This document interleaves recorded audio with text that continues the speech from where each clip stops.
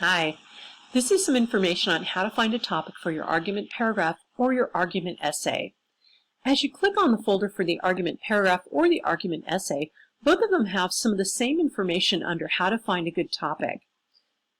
And there's also a discussion board where you'll be posting a link to a news topic that you like, that you want to use for your argument paragraph or later on for your argument essay. So the links here actually provide specific news sources, and these are traditional newspapers that used to be printed that are now also online. If you find specific towns or whatever not interesting, you can go to more national listings there as well. And what I do, I also mentioned that I'm not approving general topics like abortion or gun control. I want people to specifically relate to the news. And this does a couple of things. Number one, it's much more interesting for you to write about and for me to read, so obviously your grade's going to be better. It's also easier to find something that you object to, that you want to write about, like, I wish things were different, and to kind of get your teeth into a subject rather than just sort of like, well, I always write about abortion. I always get an A, so I'll just write this boring, abstract topic about is it good or is it bad. We want to get away from all that and kind of give you more power in your argument to feel like you actually could do something that would make a difference. And that's why this topic is different than maybe other arguments you've done. So as you're glancing down, you can just start clicking on these news items to see what you like. Most people haven't watched news in a while, or maybe they get all their news in some other way. So I know this may not be kind of the typical way to start out, but it's actually a really good way to start out. I'm going to click on something under ciproud.com called State News. I'm just going to show you a couple of things that I've found that could be workable as a topic.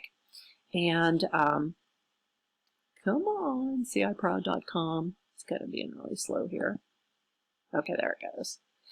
So as I'm glancing down, I could be, maybe I read this about the Environmental Protection Agency giving money to clean diesel projects. Now, if I'm for that, that's already being done, so I can't really argue for it because it's already happening. But if I don't want to give money to the clean diesel projects, I could definitely write against it. If I want to write for it, I say, no, we should give $6 million or $9 million or fund it even more or do something else, then I could actually go in that direction. There's also different things. I'm going to kind of cruise down below. Let's see. Maybe I don't want low-income families to get their tuition covered, or maybe I want more students to get their tuition covered. I do or don't want something else. So let's see, I see this article on the statue being removed and I want it put back. That's a great topic. So the topics that usually work for most students are things that they read about that they're not happy about, and they want to do something different. And that means that they can then target some agency or some government professional who could make a change for us. And that's where you find the power in this kind of argument writing. Let's say I'm cruising through these, I don't find anything I like, and I'm getting kind of irritated. I often have like a little section of some stuff I already found, and this is usually a couple weeks before class starts. I start looking for topics. You can also see how I develop some other topics, how I either need to broaden something or narrow something. And then I'm going to show you the backwards Google thing. And this is kind of silly, but let's say news topics are irritating me. I'm bored. I'm irritated. I don't want to look at news anymore. I can't find anything I'm interested in. I want to use something like the word controversy. And I'm just going to put controversy in food. I don't really know what's going on in the food industry, but if I was working, if I owned a restaurant or whatever, I might be interested. Right now I have all Google results. I'm going to narrow the results to news articles only. This is really smart. Now, gambling news isn't a real place, so I kind of want to ignore that. Creative Block, I don't know who that is. Snopes is a real news source. Herald Mail Media is a news source. The Courier is a news source. Washington Post is a news source. So these are news sources. So if I said, yeah, I don't want additives, or the FDA should cut out these additives, why did they okay these? They should, get rid of them or whatever. So whatever you're interested in, you can actually change this to be the topic that you want it to be, and then just make sure you're narrowed to just the news topics that are hot. Some of these, like InStyle, that's a magazine. I might approve that on the discussion board. Mercury News, The Quint, The Independent are all actual news sources. So this is just kind of a way to look at stuff and find something that you're interested in, but also have it be a news source as well. So that's kind of a backwards way to look at that. As you're glancing around, you're going to notice that the topics the searching for the topics is basically the same. And one thing that I do tell students is for the argument essay, you can reuse your topic that you already chose for your argument paragraph. So you can actually reuse all that information. So let's take a look at one that I did several semesters ago. Gosh, 2018, kind of a long time ago, huh? And I decided I wanted to write about, the dangers of dog poop in Illinois, and you know what Governor Pritzker should do. Notice that my topic sentence is a very sure statement that I want somebody to do something. It's not just a vague statement like, poop is bad, and man, I wish I didn't step in it. It's a very, very strong statement.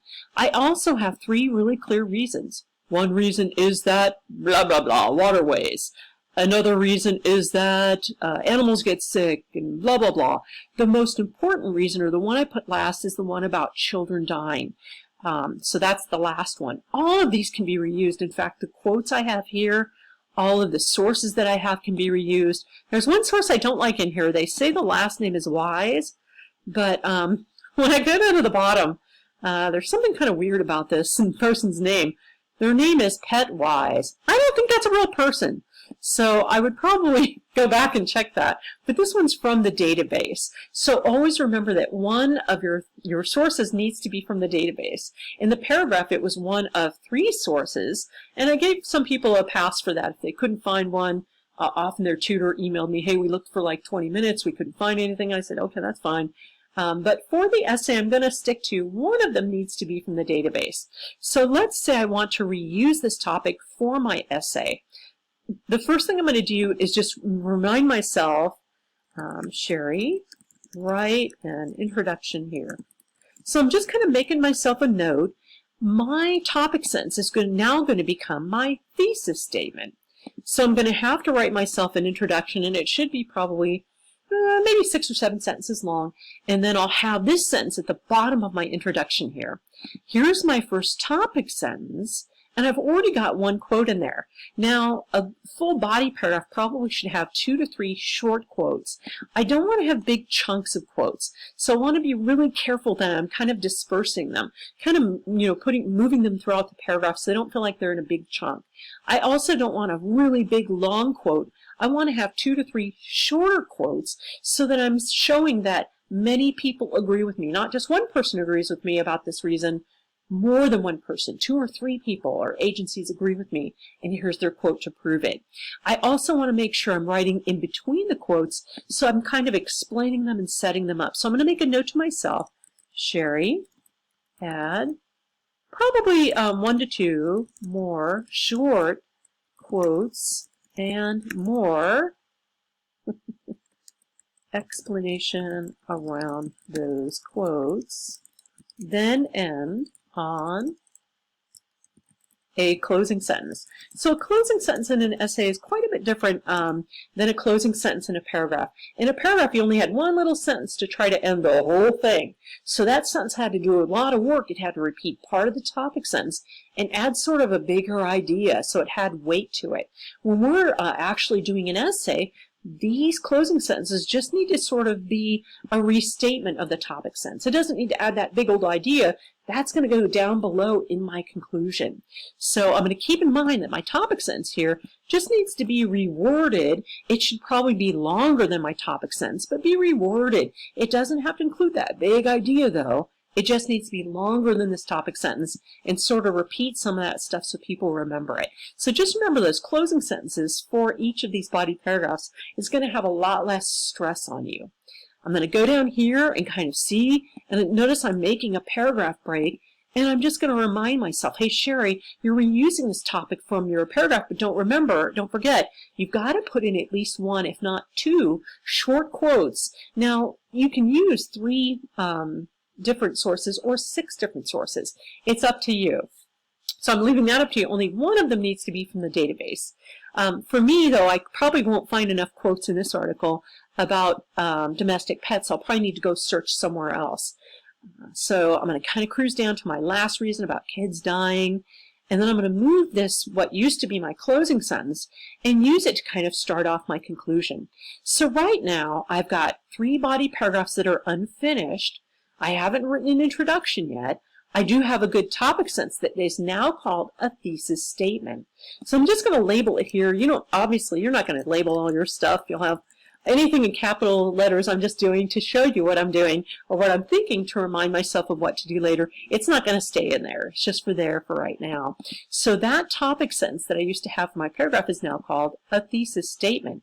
Each of these main ideas or reasons are now called a topic sentence. So in a paragraph, we call things a little bit different than what we call it in an essay. And so I'm going to kind of just label these, and later on, of course, I'll take these off. I don't want to submit anything that actually has a label around it. That would be kind of weird.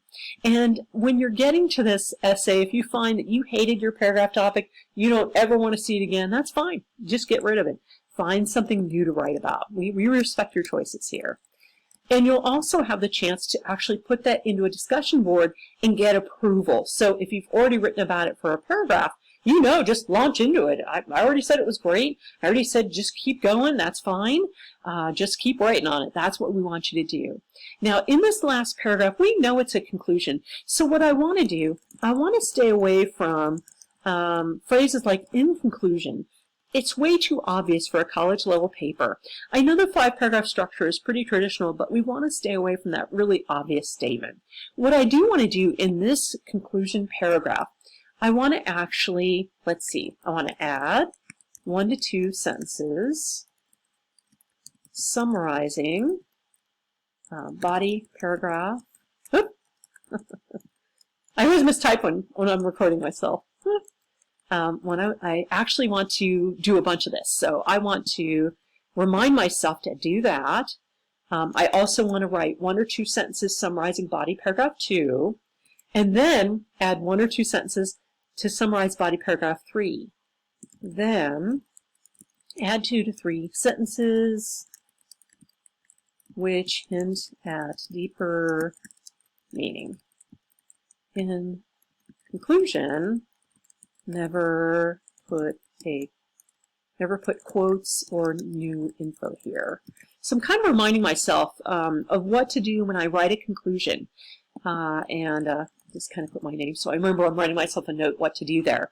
So in my conclusion, I've got part of it written already, but I probably want to move stuff around. I want to summarize each body paragraph in a couple of sentences.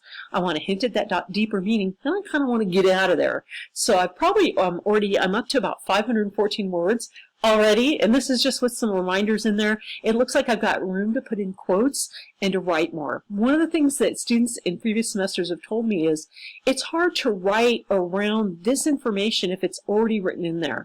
So if I have a quote that could do better above here or below here, I might have to put a quote above it or below it or whatever. That sometimes can be kind of hard. So I've had a couple students actually put this in outline format to see what they have or don't have, and I'd be happy to help you do that. So just wanted to give you some hints on how to find a topic if you haven't found a good topic for the argument essay. But if you're watching this and you're thinking about doing it for your argument paragraph, you already know how to go through those folders, how to click on the new stuff. And now I've jumped way ahead to the argument essay to show you what do you need to do to start separating out that argument paragraph and making it longer, adding more proof to it, closing up each of those paragraphs a little bit, getting yourself to a conclusion. Your introduction can be kind of history or background. It can also be a personal experience. And I've got more information about that on Blackboard. If you're doing a history, make sure that you're actually citing those sources correctly so nobody thinks you're stealing that information by accident. So that's the information about how to find a good topic and then how to transform your argument paragraph into an argument essay. Thanks for watching.